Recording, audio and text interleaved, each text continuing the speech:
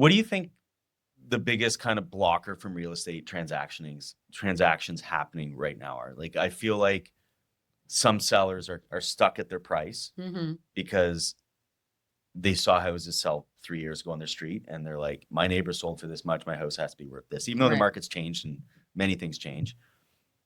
And on the buyer side, even though prices have come down, when they Mm-hmm. were at the top, you saw a lot of comments like online and stuff. You might put a listing on and someone would go, that's crazy. I would never spend that money for that house and this, right? And they go on. Right. But now I don't see that comment on listings anymore No. because you see prices have clawed back a little bit. But I still feel like some buyers might be under the mentality of, I'm going to wait because the market's going to, and the sellers are, well, I'm not going to sell below this. Like, what's the biggest block? Like, what has to happen? Is it sellers have to get a more realistic expectation, do you think, or do you think buyers have to look? And right now, I think it's a really good opportunity to get in the market. I really do. I Oh, think me that too. rates are at around 4, which Mm-hmm. historically, except for COVID, was a great rate. But now, Right. for some reason, people are like 4, Yeah. right? But it is. Mm-hmm. So, what do you think the gap there is? Who's going to give in? Well, I think both are what's happening right now. So some sellers are still listing too high, Yeah. and some sellers are being told their house is worth more than it is. So that is hurting them because what ends up happening is, yeah, they're listing their places too high. By the Hmm. time it finally does sell after numerous price reductions, it now has a stigma, and maybe the market has went down, so they're losing money there too. So that's a whole thing, Yeah. is the people still overpricing, looking at COVID prices, or not fully understanding how to arrive at a list price, and comparing their home to things that don't make sense to compare their house to. So there's that, which is a challenge. And then of course, some a lot of buyers are pretty realistic and can see what's happening, but there are a lot still that are like, we're waiting for the market to crash. We Yeah. read this headline that the house prices are going to go down more. And I've had people that I've been following up with literally for 11 years who are still waiting. Yeah. So I would show them a house back in 2015 for 160,000, 170,000. Now they're looking at those same houses for 400,000, waiting for the market to crash. Yeah. And they might just be someone that never buys a house. Yeah. So I think that is a challenge for some of the buyers. Some of them think that the market's going to keep going down in that. But I don't know if most people realize that you can't really have both at the same time, low prices and low Yeah. rates. So Yeah. the prices are never going to be really low, and then the rates are also going to be really low.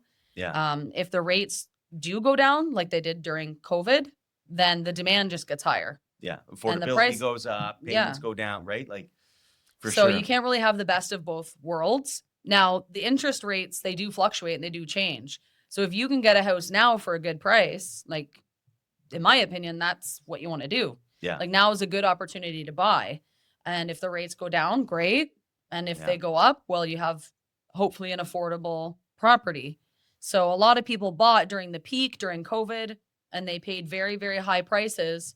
And now when they renew, those mortgage payments are going to be pretty high, and that's a whole thing. So they thought they were buying at a good time because the rates were low. Yeah. But some of them have paid hundreds of thousands of dollars more than their house is worth now, just because, they felt that rate was so good. And they're probably stuck too Mm-hmm. now in the house, right? Like, in the sense of, if your house is worth 700 and you owe 5, like, you can refinance, you can Mm-hmm. pay off debts, you can sell, you get money back. But if it's the opposite, Mm-hmm. you're kind of stuck.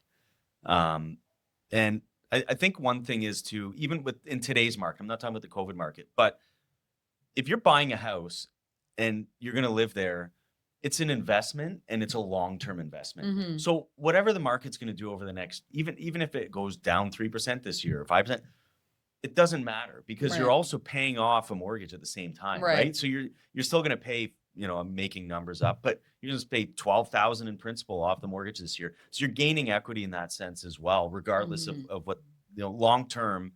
It doesn't matter what it's worth after you buy it until you go to sell it, right? Right, Like, right. so anything can happen. If I bought a house today, and I'm planning on living there and raising a family there and that type of thing, what difference does it make about what it's going to be worth next year? It doesn't. Exactly, yeah. Because at least when you have home ownership, a big portion, not a big portion, a portion of your mortgage payment goes toward paying principal off, right? So when you're renting, zero goes towards paying it. You're paying somebody Mhm. else's principal off, right? So I think the long-term play of buying is still a smart one. Oh, And for and sure. right now, if you told people 2 years ago that the prices were going to be what they are right now, they'd be jumping. Mhm. Oh, as soon as those prices go there, I'm going to buy a house, right? Like, Mhm. and now they're there, and they're kind of, well, we'll see. But I think um, Lots of good opportunities right it's a now. lot of great. Like I look at listings online right now because it's one of my favorite things to do, and Me I too. just yeah, right, like, I'm like, and I'm should like, I? wow, good, yeah, and it's like, wow, really good deal, really good deal, really good deal. Mhm. There's good prices and there's good rates out there, and just and add on just like mortgage wise, like you can do now. One of the rule changes that happened, I think, a year and a half ago is first time home buyer can do insured, which means you have less than 20% down. You can do a 30-year amortization. Mhm. So the actual payment, um, it's cheaper than rent. Like Yeah. you can't rent a place for as cheap as you can buy it, and you're paying principal. I think it's a smart play to buy right now.